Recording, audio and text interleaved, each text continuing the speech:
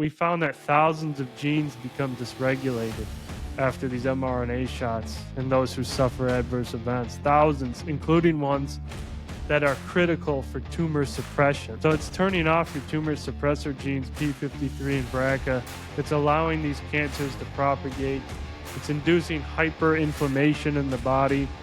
It's exhausting your T cells, which can fight against cancer. It's causing vaccine-induced, vaccine-acquired autoimmune deficiency. It's causing AIDS. It's a disaster.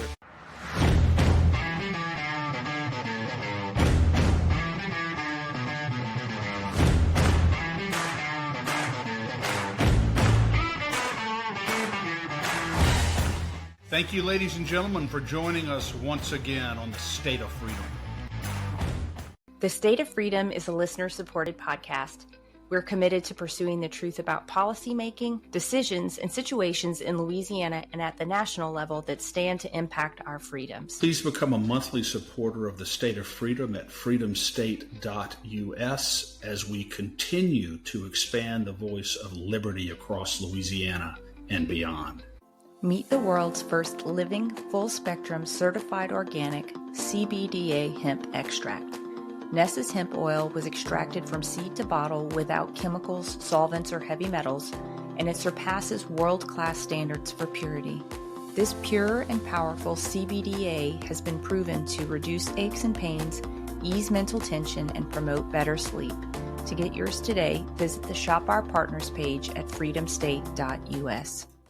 Welcome to the State of Freedom, everybody. Happy Thursday. We are grounded in faith in the Constitution here at the State of Freedom, and we're committed to giving voice to the truth, living with courage, and taking action. It is Thursday, November 6th. It's 10 a.m. Central.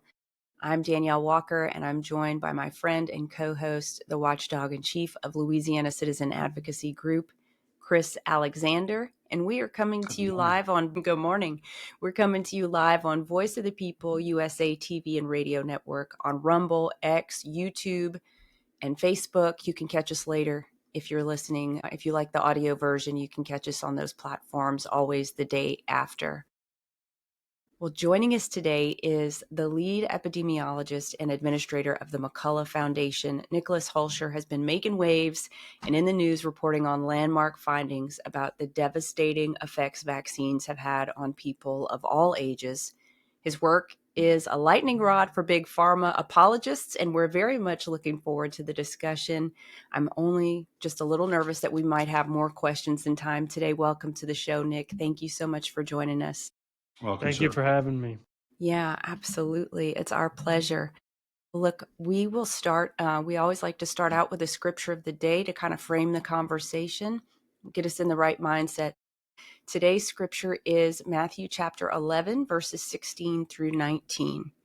And it says, "Don't you understand how," this is Jesus speaking, "don't you understand how could I describe the people of this generation? You're like children playing games on the playground, yelling at their playmates.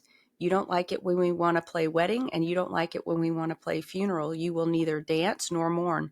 Why is it that when John came to you, neither feasting nor drinking wine, you said, 'He has a demon in him'? Yet when the Son of Man came and went to feasts and drank wine, you said, 'Look at this man. He's nothing but a glutton and a drunkard. He spends all his time with tax collectors and other affluent sinners.' But God's wisdom will be visibly seen living in those who embrace it." And I feel like the Lord brought me to this scripture this morning to remind me that the people living during Jesus's time were basket cases too. The majority of people could not understand the truth when it was right in front of them. They literally called that which was good and true and sent by God, first John the Baptist and then Jesus himself. They called them both evil for different reasons. They said that John had a demon because they didn't like his message and the way he dressed, the way he presented himself. They called Jesus a glutton and a drunk because they didn't like the way that he celebrated life. They didn't like who he associated with. They didn't like the fact that he welcomed everyone to his table. But he gives us the key right here at the end of this passage. He says, God's wisdom will become visible to those who embrace it. And that to me echoes what it says in John 38:32. If you embrace the truth, it will release true freedom into your lives. We're living in the same struggle that Jesus himself witnessed when he walked the earth. But it's our choice and our opportunity to embrace God's wisdom, which is truth. Yeah, and you know what, Danielle? This scripture is a perfect example of why we should not spend too much time worrying about what other people say or what other people think, because there That's are right. people in this world with whom, no matter what you do, you simply cannot win. And so it's a waste of time at best to worry too much about what the naysayers say. And at worst, it actually bogs you down with distractions and can really burden you in a way to make you much less effective. So this scripture to me, it speaks to me so clearly. Don't worry too much about what other people think or believe. You want to take into consideration other people's opinions always, but not too much. And be able to separate the wheat from the chaff. And someone who is doing that on a grand scale right now and dealing, I'm sure, with his share of naysayers, as you said, is Nicholas Hulscher, who's here with us today. And such a privilege to have you here, Nick. Thank you, thank you. And oh yes, we are currently under nuclear attack of words at the moment, of defamation and of ad hominem attacks, most of which have no basis and seem rooted in something very inverted, which appears to be what's called vaccine ideology. Yeah, Yeah. that's so true. And you know what? And when you come out with a study as monumental as the one that you recently came out with, you can only expect to be met with tremendous harsh criticism, not based on the facts, but based upon their own fear that at some point their lies and their misinformation are going to be uncovered, which you are doing. And speaking of which, this is just so incredible. The recent study in October, which and obviously I want you to speak to this and correct anything that I'm saying that's wrong. An analysis of 300 peer-reviewed studies. 79% of those studies concluded that vaccines are a major risk factor for autism in kids, I think 9 or under. What a powerful, I mean, what an indictment of really the medical, industrial, pharmaceutical complex. Tell us about the study and why it is so revolutionary.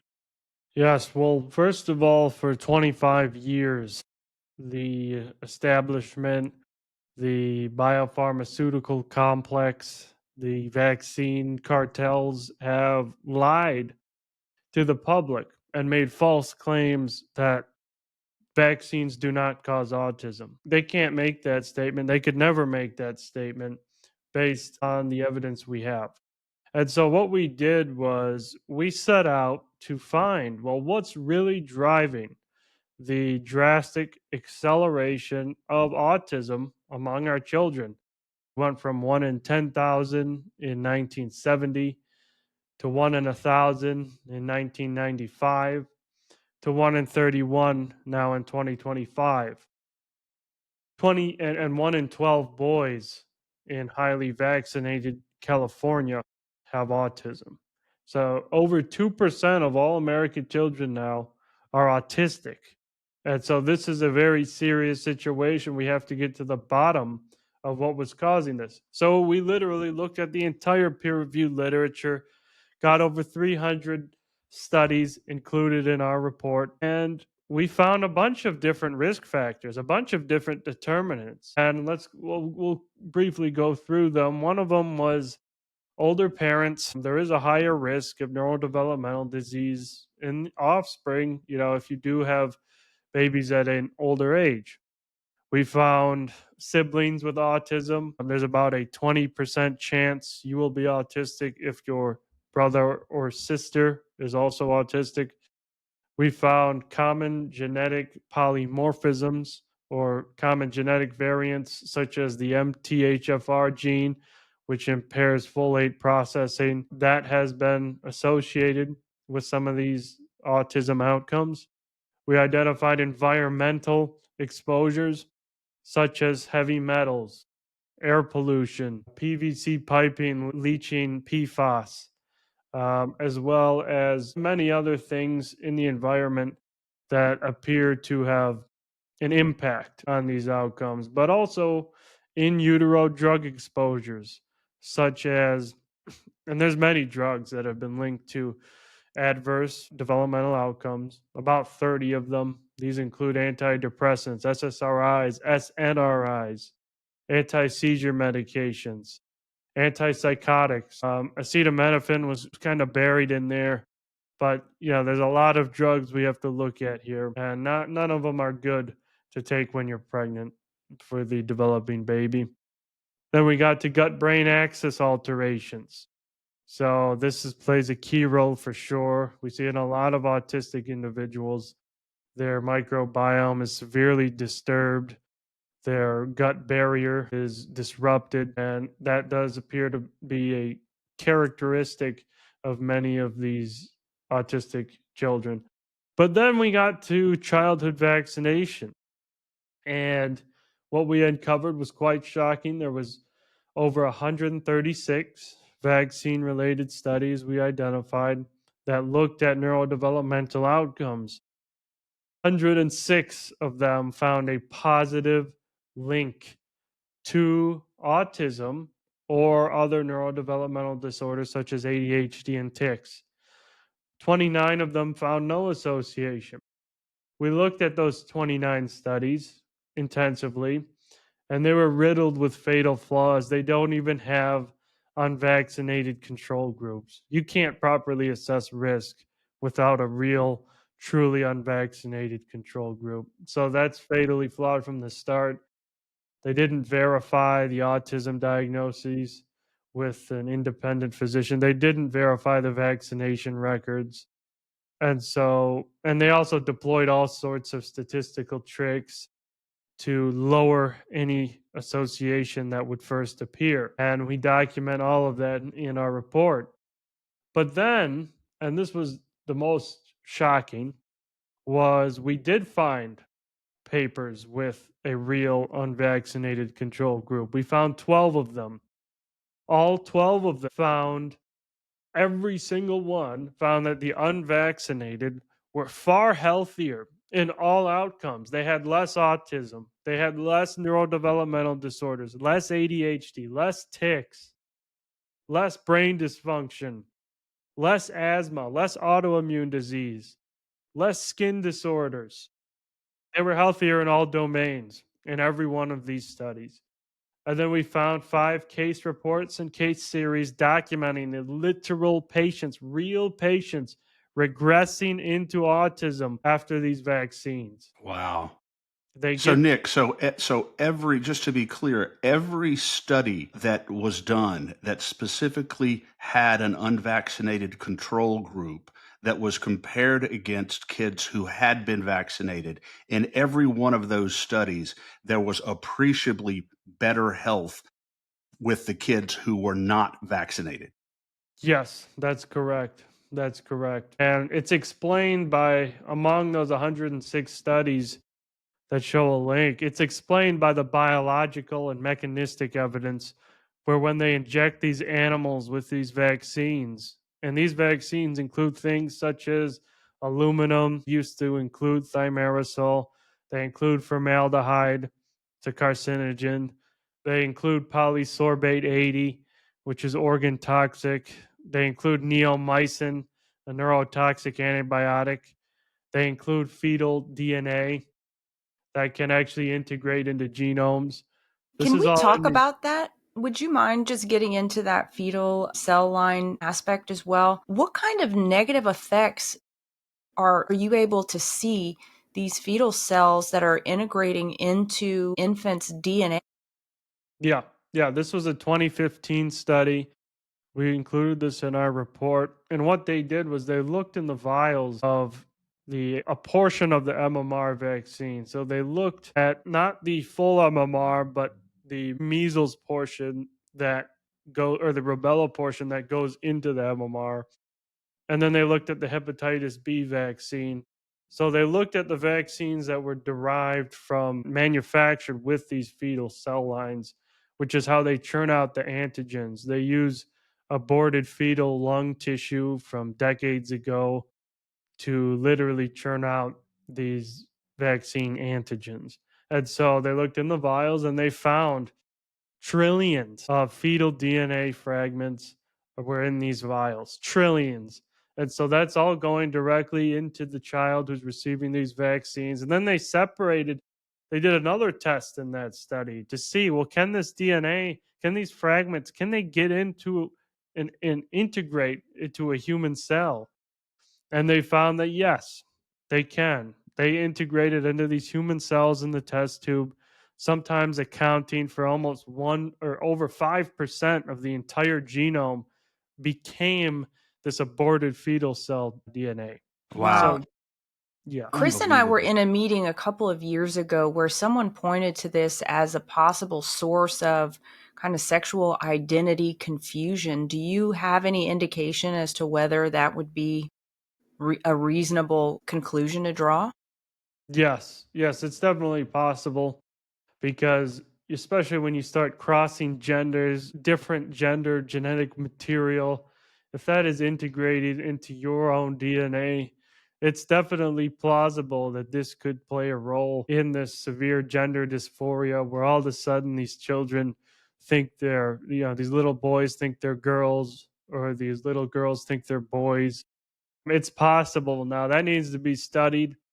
Nobody studied that, but it does appear to be biologically plausible. But we also have to remember that where it integrates into the genome is literally specifically associated with autism. So where it's inserting are the points where it's been previously established that are for genes related to autism and are increased in autistic individuals. And so, and one other thing regarding the gender dysphoria is a large number of transgender individuals are actually autistic.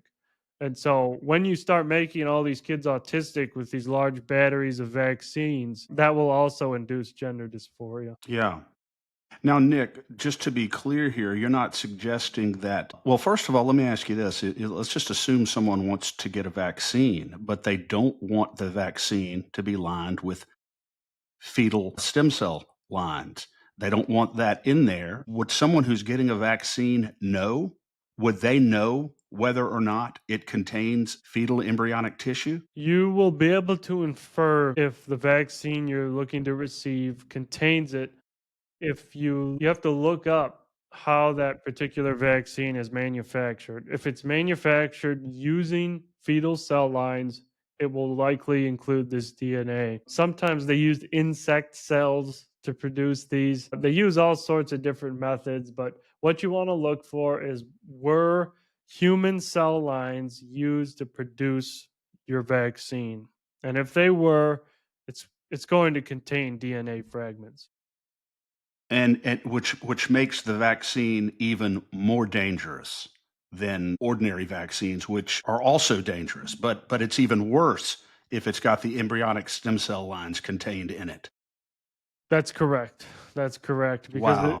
it adds in all sorts of new implications that nobody's ever studied except that 2015 study and maybe a few others, but we really don't know what it exactly will do to children, but it correlates.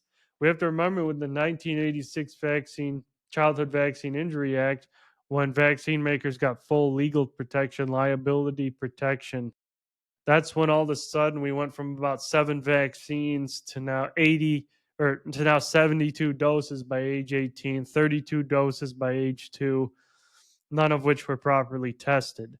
And so all of this compound vaccination of all these different biologically active toxic materials into uh, developing infants who are undergoing critical neurodevelopmental periods will induce central nervous system damage, Wow. will cause brain inflammation, encephalitis, will destroy the neurons in their brain, and they will unfortunately regress and develop autism. So this is not speculative anymore, Nick. If it ever was, it is clearly not speculative at this point. And it makes me wonder, Of course, pharmaceutical companies are going to be less rigorous in determining the extent to which these vaccines harm children if they don't have to worry about ever being sued for it. And that's another thing that the medical establishment and the pharmaceutical establishment never seems to mention. Lawsuits have a very important regulatory effect on corporations generally, knowing that we could be sued for hundreds of millions of dollars, if not billions of dollars, if we get this wrong. The pharmaceutical industry doesn't even have to worry about that. So talk to me about what is in place of being able to bring a traditional lawsuit in order to compensate people who have been injured by these vaccines. Right, they have something called the vaccine court, where they claim that they will compensate some individuals through this process of deliberations. But I believe they have paid out a few billion so far, but it's not functional, and the pharmaceutical companies are not paying for the immense damage that they're causing. That's right. They seem to be thriving. Yeah, they're thriving and they're getting away with this. They can make as unsafe products as they want. They won't be held accountable. They won't go bankrupt if they injure thousands and thousands of children, hundreds of thousands. They'll just get away free with this 1986 act. And so this needs to be rescinded immediately and force these vaccine makers to finally do the studies they always should have done and make safer products. And we should suspend the entire vaccination schedule right now. Any vaccinations, that should be a personalized approach between you and your doctor, not following some established schedule that doesn't take into account any risk stratification for any diseases. They're injecting newborns with hepatitis B. Yeah. I mean, it's disastrous. Yeah. Is there any other professional discipline that you're aware of? Because I'm not aware of it, or any other industry which is categorically immune from real civil liability in the event that they manufacture a negligent product that hurts somebody? I don't know of any other industry that enjoys that civil immunity protection. I think it's an absolute disgrace. Yeah, nobody else enjoys this. Car manufacturers, vehicle manufacturers, Right.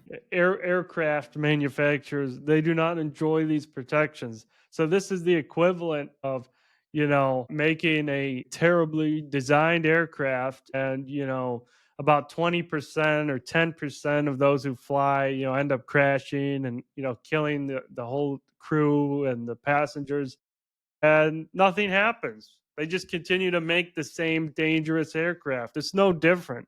Yeah, And so it's got to change. it Yeah, does. it absolutely has to change. What Yeah, about the Chris. long-term effects of vaccines apart from autism? There's many. It has these childhood vaccines have unleashed chronic disease among the American population, and this is evidenced by not only the fact that over 50% of children now have at least one chronic disease. Over 60% of Americans have at least one. I believe 40% have at least two.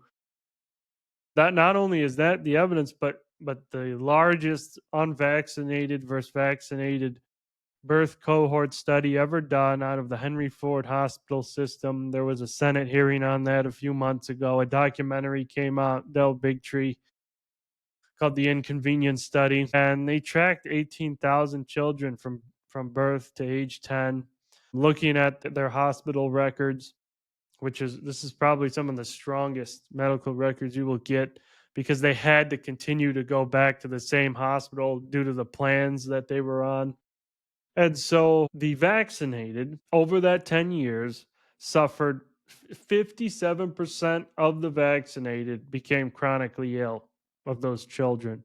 Only 17% of the unvaccinated, completely unvaccinated, developed a chronic illness.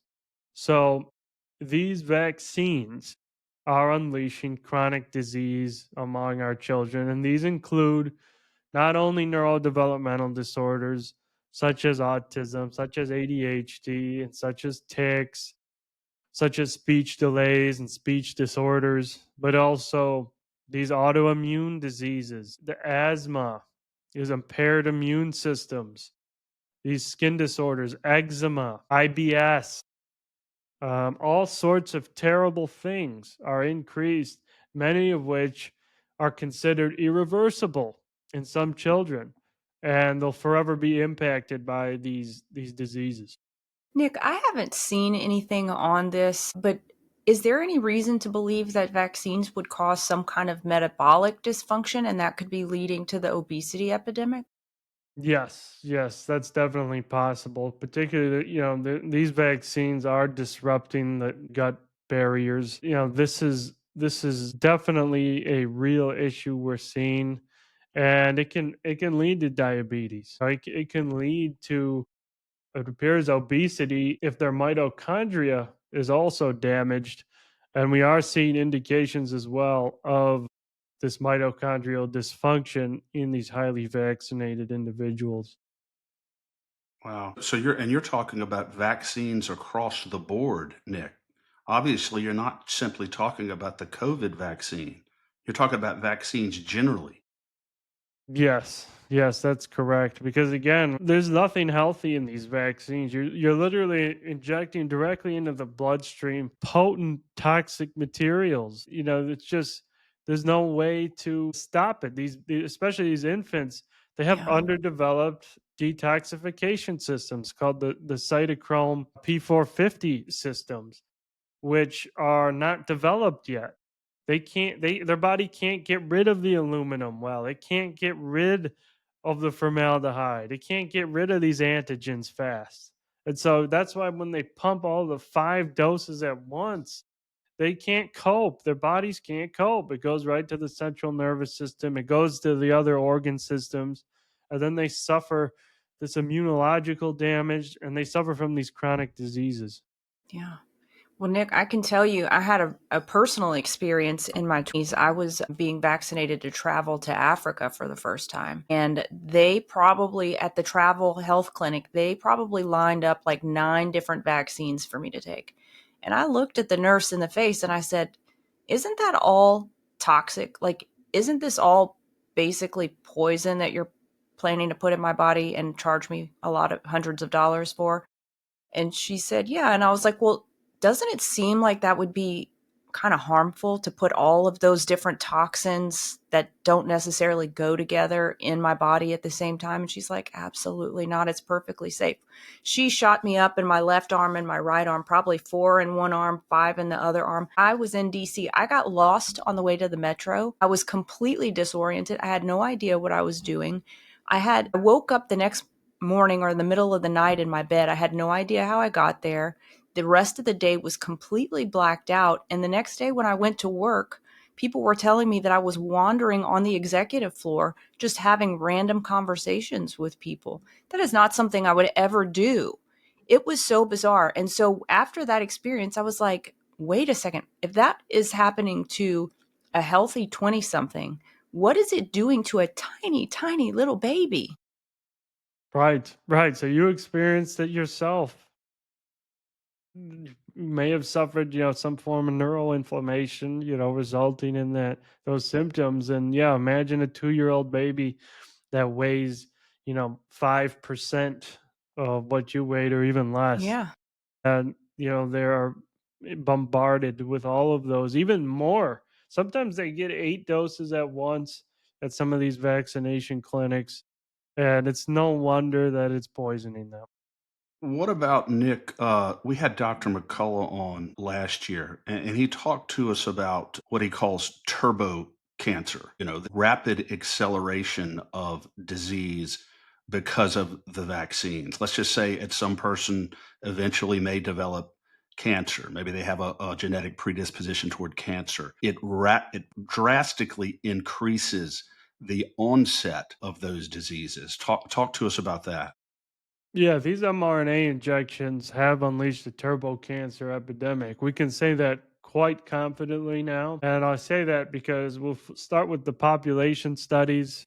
2 massive studies came out in the past 2 months One from Italy looked at 300,000 Italians and followed them for 30 months.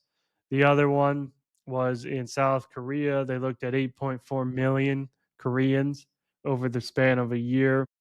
And so we have this sample size is so massive. We have over 8.7 million total sample size where they compare the vaccinated to the unvaccinated for cancer outcomes.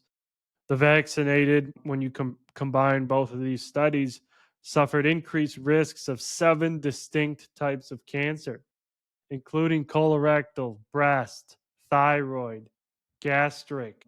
All sorts of cancers were skyrocketed in the vaccinated. Overall cancer hospitalizations were up about 27%. Both mRNA and viral vector platforms were found to be carcinogenic. And so this is pretty undeniable. And these studies were robust. They accounted for other variables as well. They accounted for infections. They accounted for age. They accounted for comorbidities. So these were very damning studies. And so now we know that, yeah, at the population level, the vaccinated are suffering all sorts of cancers. But when we go into the biological, which is basically the definition now of turbo cancer. There was a study by Merrick and colleagues in the Journal of Independent Medicine that came out a few months ago that defines vaccine induced turbo cancer.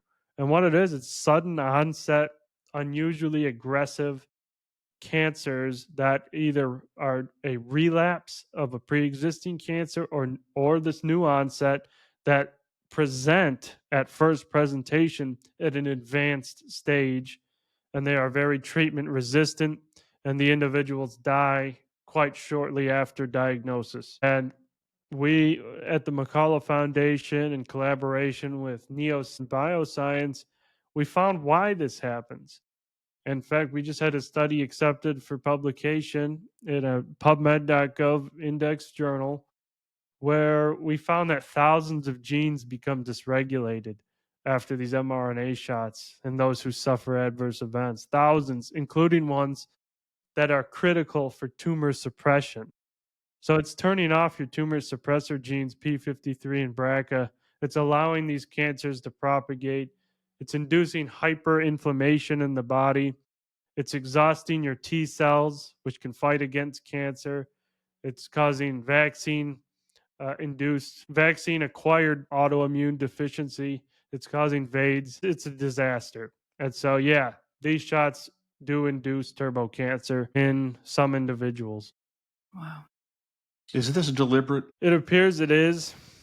I believe it is deliberate because they're still on the market despite thousands and thousands of studies documenting all of this, documenting harm to every single organ system, Yeah. documenting death, documenting mass casualty events. Hundreds of thousands have been injured, disabled, or killed, and they're still there. They're still being advertised by state governments to 6-month-olds. They don't mention any of these risks. They post it on their X accounts, these governors. It's a disgrace. And so this appears to be intentional. It's, Nick, before the show, Chris and I were talking, and I was like, if there is more than 2 or 3 cases of salmonella from a batch of chicken that's being sold at a grocery store, they'll recall all of it. Yet these vaccines that are proving to have so much damage, like far-reaching damage to people of all ages, that they're pretty resilient to the numbers. They're pretty resilient to the damage. It's bizarre. Yeah, it doesn't matter what the COVID shots are just fully protected. It doesn't matter how many people they injure or kill. It just doesn't matter. You're right. They pull off Coca-Cola products for some stuff so minor. They pull off protein bars and peanut bars for allergen contaminations, which is obviously important, right? I mean, you don't want undeclared allergens in these. But when the mRNA shots are contaminated with extremely high levels of cancerous DNA fragments from the manufacturing process, they don't care. And it's now been documented in over 10 reports across the world. So, yeah, these somebody or some entity or some complex, some cabal is preventing these from being pulled off the market, and they're very dangerous. It's a criminal. It seems like a criminal enterprise, and Danielle and I have talked many times about this, and this has always been just glaring to me. The direct conflict of interest between the agencies in our government that are charged with regulating and supervising the dissemination of these products and the pharmaceutical companies that give our regulatory agencies so much money. Now, of course, they argue that it's just the CDC foundation. It's not money that goes directly to the regulatory agencies and it's only for a specific project. But the bottom line is they are receiving a tremendous amount of money from the very industry that they're supposed to be regulating and from whom they're supposed to be protecting the public. That is to me something that why is that not something that concerns our public health agencies? Right, right, because they're bought off. It's called the Yeah. revolving door of corruption. 9 out of the last FDA commissioners went on to work for Big Pharma as top executives. And so they keep these connections open.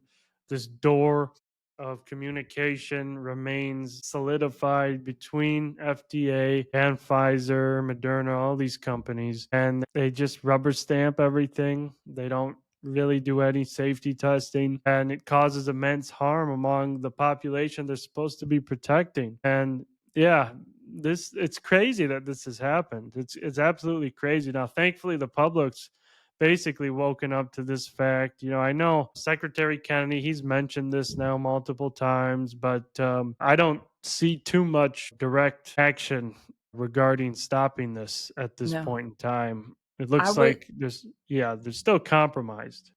Yeah, they're 100% compromised. I used to work for Pfizer. I worked for Pfizer for 6 years in New York. Well, 3 in New York and 3 outside of New York. But anyway, the day that it was announced internally that Scott Gottlieb was being named to the Pfizer board of directors, it was like a town hall meeting that we were having in our department.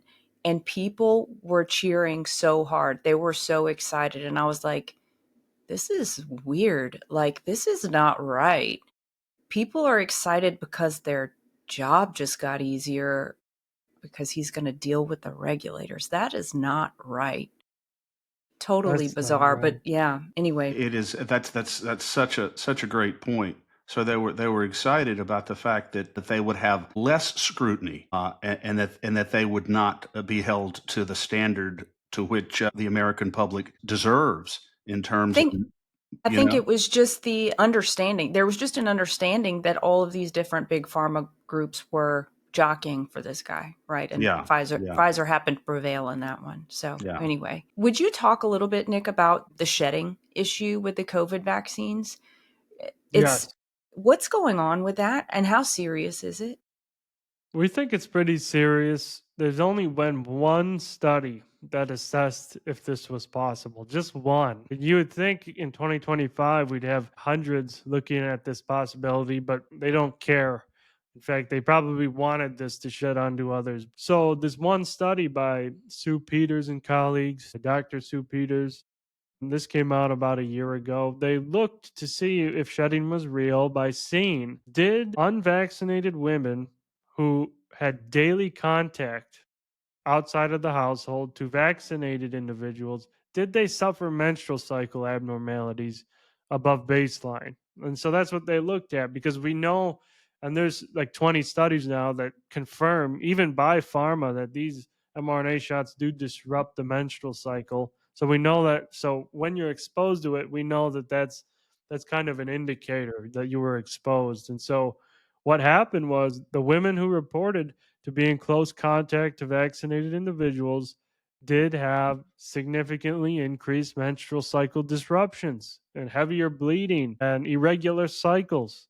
So we know that based on that, that does indicate some of this material, this genetic material or spike protein or whatever else, may have been shedding from those vaccinated individuals through their bodily secretions or even through their breath, such as because some of this material gets encapsulated in what's called exosomes in the body. Think of them as small little bubbles that kind of trap some of the stuff. They circulate through the body, and that can possibly be exhaled through breath as well as the spike protein. And if they're sharing drinks and the guy's sneezing or his saliva gets places and then the other people touch it, that's possibly a possible transmission vector of these mRNA shots. But we Wow. need more study. We can't just have one study looking at this. But we can assume that yes, this material is excreted through bodily secretions. And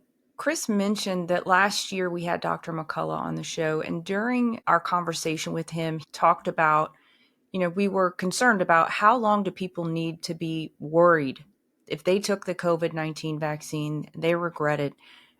How long do they need to be worried that they may suffer some negative health effects? At that time, I don't think he had necessarily any studies to back it up, but he just said his sense from the patients he'd spoken, interacted with, was that if you have not yet experienced any negative effects, that you were probably out of the woods. Do the studies confirm that?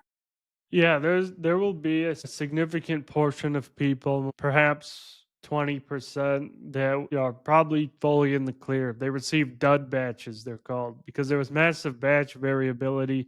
Some batches, there was no adverse events at all, no serious adverse events, and the mRNA must have been degraded or there was no DNA contamination. But then there are people who will be at extremely high risk who got what's called hot, and many of these hot lots started with the number E. So if your batch number starts with E, that basically stands for excess death risk, because these were by far the most lethal batches, according to howbadismybatch.com, where you can go check your batch. And so that can tell you your risk long term. If you got a benign batch, there's a high likelihood you could be in the clear. If you didn't suffer any serious adverse event or any severe or any just common adverse event after injection, there's also a high likelihood you could be in the clear. But if you suffered immense pain and a week or two of feeling massively sick, it's possible you could still suffer an adverse event or what's called a delayed adverse event. And I say that because the FDA has outlined in their gene therapy guidance, you need about 5 to 15 years to know the full safety profile of a gene therapy. So we've reached about the 5-year mark. We need about 10 more years to know exactly what these long term impacts are. And so, yeah, there's different ways you can look. We still don't know the full long term adverse event profile, but we do know how to look and see who will be at the highest risk. And so I guess what you're saying here, Nick, is that for those who are unfortunate enough to have taken the most virulent form of the vaccine, you're saying that in all likelihood, they're never completely out of the woods? Well, people will be out of the woods eventually. But again, we won't know maybe for another 10 years Okay. because, yeah, remember, these were experimental. They've never tested them before for a long period of time. They don't know what they would do. We still don't know exactly what they will do over the long term. A study by Alessandria and colleagues found a 37% reduction in life expectancy if you got over 2 doses. And so we really don't know what they're going to do. That's why it's so important that these are taken off the market immediately. I mean, this is just crazy at this point Yeah. in Yeah. time that they're still there. About speaking of taking vaccines off the market, when I was doing some research in preparation for our show today, I came across an article from a Dr. Jessie Steer or Steyer, I think is her name. Her group is Unbiased Science, interestingly enough. And the whole point of her article is that the last thing we need to do is to be taking any vaccines off of the market. And I'm going to just read a little excerpt of what she said, and I want to get your response to this. First of all, she calls COVID-19 the most significant public health risk of our generation. She says the COVID-19 vaccine represents one of medicine's most remarkable achievements, developed through unprecedented global collaboration and rigorously tested through clinical trials involving hundreds of thousands of participants. She says, we believe in rigorous testing, but there is a growing tide of misinformation that threatens to undermine this great scientific triumph and broad public trust in medical science, and saying that people like you, Nick, confusing legitimate science with the deliberate distortion of data to manufacture public doubt. And that seems to be the prevailing narrative of those who are on this other side of this. Obviously, you disagree with that, but that she's talking about misinformation, and based upon everything you're telling us, what I just read to you is the misinformation. Yeah, what you just read to me is the misinformation. I don't know what she's talking about, misinformation. These thousands of studies, all the studies I've talked about today, they're all published in the peer-reviewed literature. This is all real stuff. None of this is false.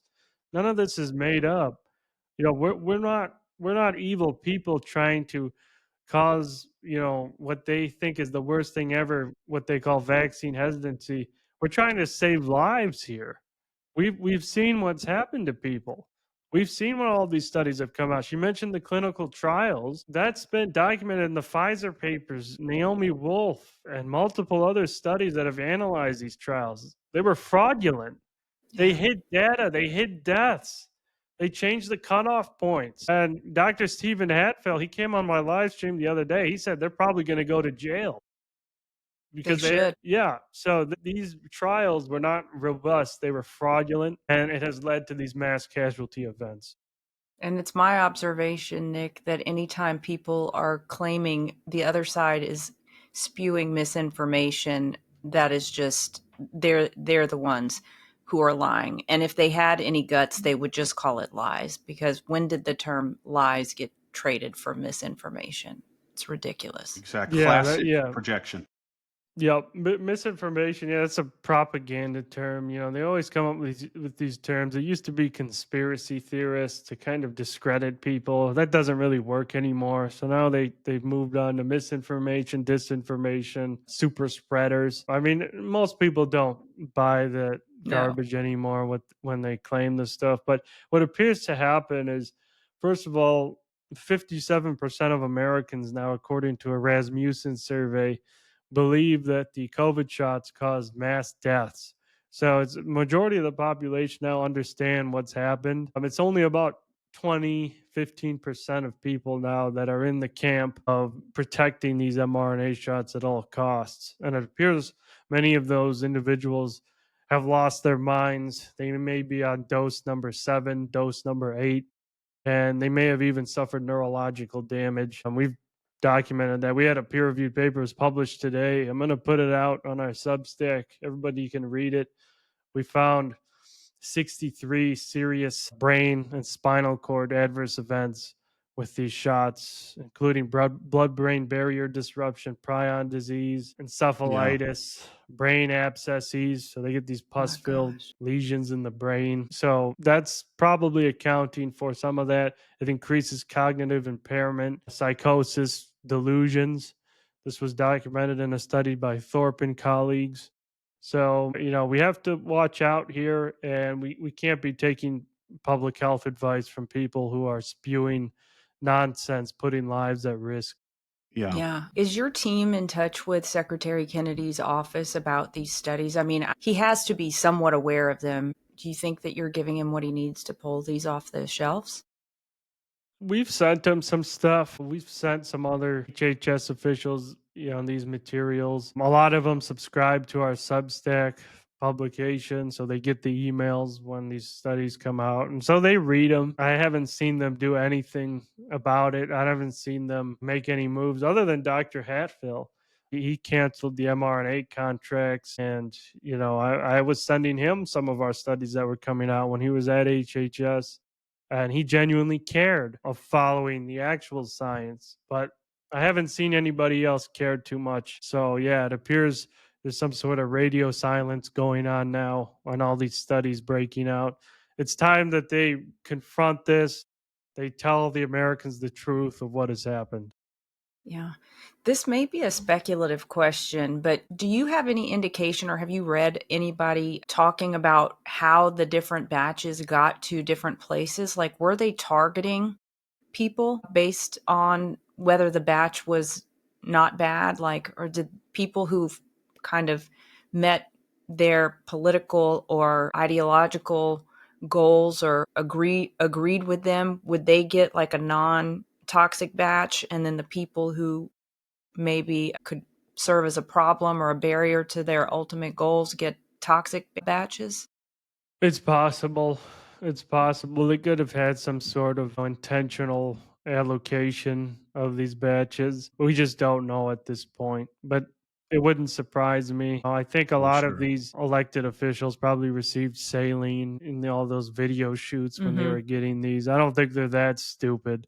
Some of Yeah. them are, Some of right? them Some are. of Well, them probably got or if it. you're dealing, speaking of whether or not they may have done that, Danielle, deliberately, we're talking about a group of people, we're talking about a cabal that apparently is deliberately poisoning Right. the American population with Yeah. these vaccines. So, of course, I mean, why would they not more narrowly target it based upon their own agenda or their own political objective? Certainly, it wouldn't surprise me. But, Nick, I have to ask you this question. If in fact, which we believe is the case, the medical and pharmaceutical industry are collaborating with our regulatory agencies to peddle something that they know is destructive, as we've been talking about, that they know is harmful to the American people, particularly children. Are they prostituting themselves at the altar of money alone, or is there a broader globalist agenda at work here whose ultimate objective may be to depopulate the earth? I mean, some people would say that that is just, oh, it's just conspiracy theory, but there are a lot of people who seem to credibly argue that there is a broader globalist sinister objective at work here. Yeah, this appears to be a global objective to reduce the world's population. We have to remember 40% of countries do openly have population reductionist policies in place to reduce their own population numbers and birth rates. They limit the number of children you can have in some of these countries. So it's a very real thing. It's not a conspiracy for governments to want to reduce the population, but it appears there is some sort of transnational cabal that operates through state lines, through country lines, and they're not bound by any governments that would like to see a reduction in the global population. There's many people that have been identified. The obvious ones are Bill Gates, and Yeah. because he said in a TED talk in 2010, he wants to reduce the world population by 15% using vaccines. I mean, those were his own words. Yeah. So, a lot of these individuals with loads of money and power, they do seek to lower the population. They do seek to reduce it. And it appears one of those ways was through the mRNA program. Yeah, and you highlighted that on your X page, a CDC study that was showing that babies are now dying at a 77% excess rate years after the mRNA vaccine. Not that they had taken it, but their mother had taken it. And even the state of Mississippi, you pointed out, has called for a state of public emergency or a public health emergency. Would you talk about that?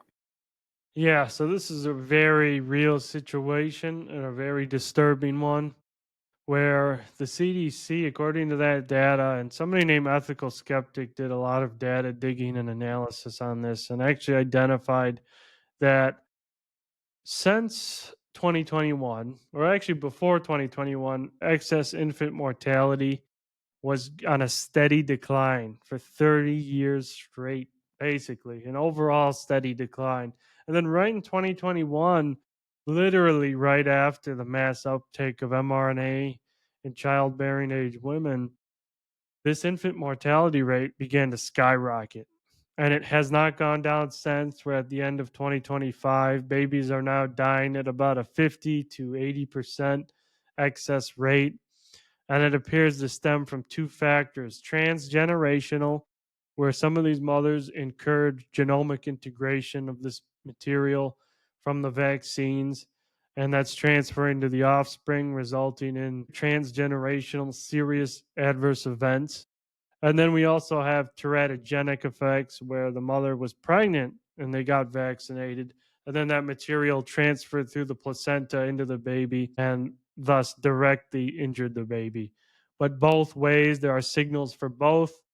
We don't know which one's contributing more, but the fact that babies are dying now in excess at such a drastic level, states are declaring public health emergencies this long after the mass vaccination campaign, leads us to believe that this is the transgenerational factor, which these mothers who were vaccinated years earlier are now having babies who are dying at a very young age.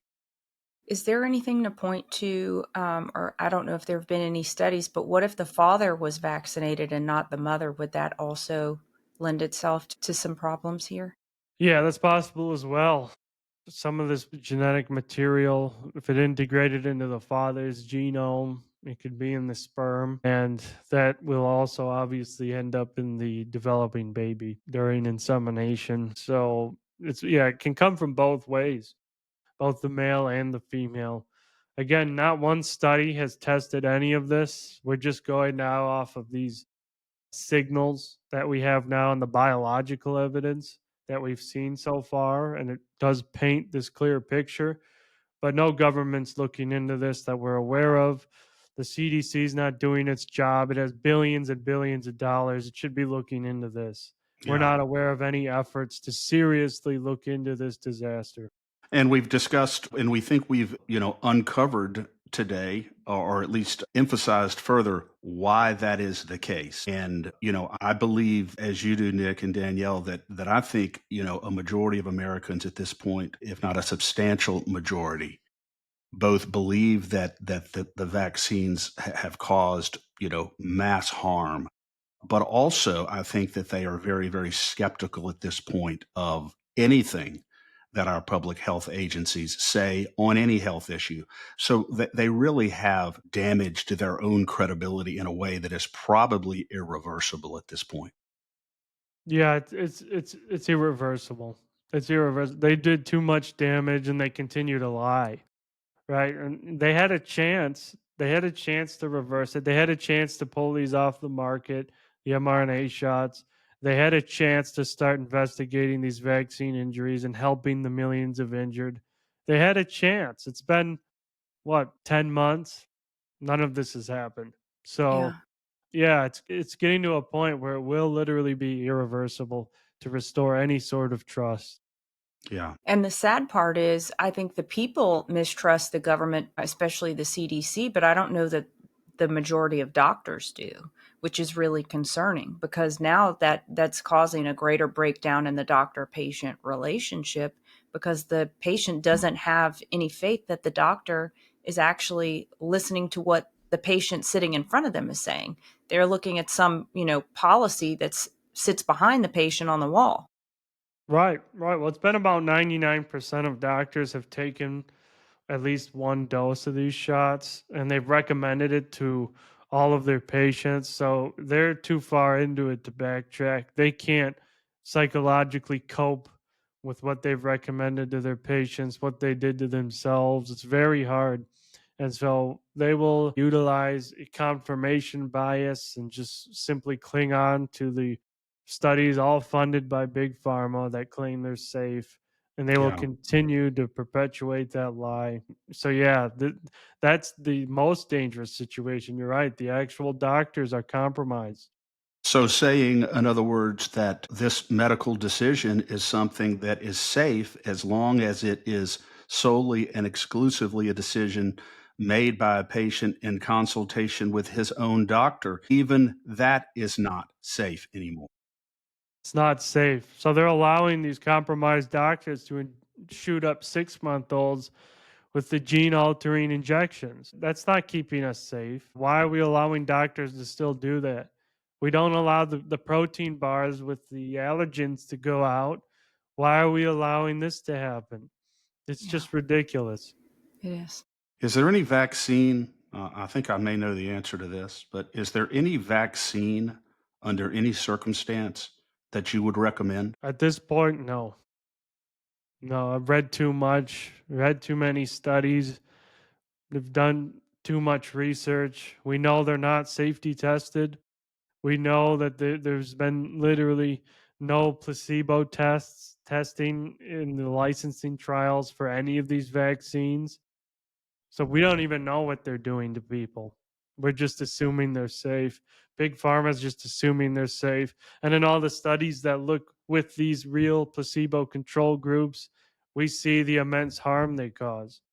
So at this point in time, I wouldn't take any, at least for myself. So, if a child is born, Nick, and mom and dad say you're not getting any vaccines, no health adverse health effects from completely abstaining from vaccines altogether. Well, that's what the science shows. That's what these 12 studies that have all looked at that same question, they all show that they will have less chronic disease, less autism, less ADHD, less asthma, less eczema, less everything, less every negative outcome if they don't receive the large battery of toxins when they're small infants. And if parents really want to still give their children vaccines, it's smarter to wait. You can't batter a super tiny developing infant with this garbage. It's just a recipe for disaster. Other countries have already learned that. Even Japan's already learned that. Yeah. Well, like my mom always says, you can't take it out. You can always add, but you can't take it out. There you go. You can't. Yeah, it's always better to wait and then do it later if and when it seems to be warranted. One thing that I'm not a scientist, but one vaccine in particular that it really has left me scratching my head is this hepatitis B vaccine for infants. I mean, I thought the hepatitis B vaccine was for someone who had been exposed to, some sexual disease or something through the use of dirty needles or through sexual contact, or if the mother has hepatitis B, maybe you give the vaccine to the child. But the last I checked, the CDC is not even recognizing the absolute lunacy of giving a hepatitis B vaccine to a child born of a healthy mother. I mean, Yeah. Yeah, there's no clinical indication for this. There's no indication at all. They're not. I mean, if they really want to do something, test the mother, right? They're not even testing the mother for hepatitis B. They're just assuming the mother could have it and pumping the babies with these completely unnecessary shots. It's about a sale. The STD. I mean, come on, these babies. I mean, they're not engaging in these acts. They're not using heroin needles. It's another example of the ridiculousness that we're seeing with public health. yeah. Nick, how do people follow you and the McCullough Foundation? You can follow me on X at NIC Hulscher. You can also follow my Substack publication, thefocalpoints.com. That's with Dr. McCullough, John Leake, and myself. We post there on the daily. And you can also follow me on Facebook, just Nicholas Hulscher. You'll find me there. Yeah. Well, thank you for joining us. Thank you for your courage and for your great work, sir. Thanks for having me. It was a gift. Thank you for your time, Nick. We'll talk to you soon. Talk to you. I hit the button too soon. Sorry about that, Nick. That's the only mistake you've made today so far, and it'll probably be your last. I hope so. I hope it's the last. Chris, well, first, I mean, I'm so thankful that he was willing to join us. I know he was feeling a little under the weather, but the material that he is bringing out is just absolutely damning to the vaccine industrial complex. Yeah. And they don't seem to care. I almost asked him, is there anything that you could put before these people that would wake them out of their, what seems to be this deliberate effort to harm the American people? But if they're doing it purposefully, they don't care about the evidence, Danielle, and they probably already know the evidence. They just Yeah. don't want it. They just don't want us to know it. I don't know, Chris. I hope that some people will still wake up, but that scripture this morning is really sticking with me, that people who stood in front of Jesus, the Savior, and called him a drunk and a glutton, that if you look in the face of something, that's all the evidence. This is the truth. This is the absolute truth. It doesn't get more true than Jesus. And you Yeah. can call him a drunk and a glutton, then looking at the data, looking at potentially someone's own child, looking at that, and not being able to just call it what it is. Yeah. It boggles my mind, the depth of the depravity, the depth of the evil here. It And would be bad deception. enough. Yeah, the deception. It would be bad enough if they were simply willfully ignorant and maybe didn't understand or didn't know the data, didn't know the harm this is causing, and therefore they were continuing to perpetuate this. But in all likelihood, they have actual knowledge of it, and they're continuing to do it. I mean, that By is they, looking. by they, you mean public officials Yes, I'm and the talking about public pharmaceutical? officials. I'm talking about Yeah. the pharmaceutical industry. I'm talking about politicians that fall in line with them and help perpetuate the false narrative. I'm talking about all of them. And we're looking straight into the heart of darkness, Danielle, because we're not it would be evil enough if we were simply talking about adults, but we're talking about the monumental harm that's being done to the most vulnerable and defenseless among us. And you know what Jesus said? He said, "Do not keep the little ones from me, and anyone who lifts one hand to harm one of these little ones, you may as well have a millstone tied around your neck and be thrown into the depths of the sea." Well, I can't think of any enterprise more sinister and that is more directly harming the most innocent among us, other than abortion itself. This would be right there at a close second. Yeah, I agree with you. And I just feel like, I guess, an increased burden to pray for people's eyes to be open, Chris, because I know, we've talked to a lot of doctors over the last couple of years, and many of them have pointed to the fact that, if you have to look in the face of what you have been a part of, that's really hard to do. It's really hard to Yeah. say that you participated in some great evil. I worked at Pfizer.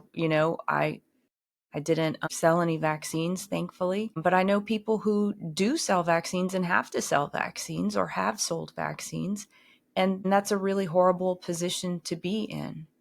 And so uh, I think we need to pray for people to have the courage to look these issues in the face and say, what is past, and I can forgive myself and Jesus can forgive me, but I can't continue to harm people. I can't Yeah. continue down this path. And that's, to me, is the more concerning thing. If we had reasonable doubt before now, if there was any question about the veracity of studies or the intent of the people behind the studies, I think we've moved past that. We're 5 years on.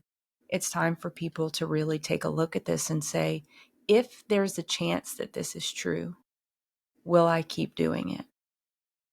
Yes. And I think the only thing, Danielle, that would cause them to change course is the recognition that nothing that we've done is beyond the redemptive power of God. Nothing that we've done is beyond the towering mercy of our Lord. And it's very difficult to conceptualize that type of mercy and that type of love. But we just have to remember that what St. Paul said, that he first loved us when we were mired in the worst sin, when we were mired in corruption and we could do nothing to help ourselves. He loved us first. And there's nothing that we can do to earn it. And there's nothing that is beyond his power. My dad used to tell me the story about Dr. Bernard Nathanson, who was the biggest abortionist in the United States for many, many years. I mean, he performed countless abortions and then realized what he had been doing and that he was destroying a human life with each abortion. And my dad said that when Dr. Nathanson realized that, my dad said he's either going to do one of two things. He's either going to convert to Christianity or he's going to kill himself. And fortunately, he converted to Christianity, and he went for the rest of his life. He spent raising awareness about abortion and about, the destruction that it causes. If Dr. Bernard Nathanson can have a redemptive experience and can experience the mercy of God after performing tens of thousands of abortions, certainly this is not worse than that. So there is hope for each of us and for all of us through the grace of Christ. That's right. And we've all been lied to, and I think chief among the people who have been lied to are the doctors themselves, right? They paid money to go through a propaganda machine, and to be propagandized and taught and ingrained many, many falsehoods. And so, it's at some point, it's almost hard to even blame them because they have really just been steeping in the propaganda machine for so long. But we all do have a responsibility to take a look at our actions. We can't blame the propaganda forever. We have to take a look at what's going on. We have to take a look at the real data. We have to take a look at the real people's lives who have been affected and say, okay, what am I going to believe? Yes, and I agree with you, Danielle. I think many of the doctors and many other people have been pawns in the evil machine, Yeah, not really the prime movers. But at exactly. some point, we have to recognize that we have been lied to, and we have to change course. And I'm just thankful for Nick for raising public awareness, because what he disclosed to us today is damning for this entire sordid enterprise. Yeah. And one of the ways that he's more than onto something, we didn't get into this, but I know we had talked about it off air, is that he was all his release of that study was extremely suppressed by X. I think they had to put out kind of a call to people who had big followings to resurrect his study on the algorithm because it was being squashed. And so our experience has been that anytime something is being suppressed in the public square is it's probably true. Yeah. We need to have a show, find someone to come on and talk to us about the extent to which X is suppressing truthful information, suppressing the dissemination of information, because I've heard from more than one person that it is occurring, which, at least on the surface of it, surprises me because it's being run by Elon Musk, at least theoretically. But I've noticed in my own social media that I seem to get more traction on Facebook now on many issues than I do on X.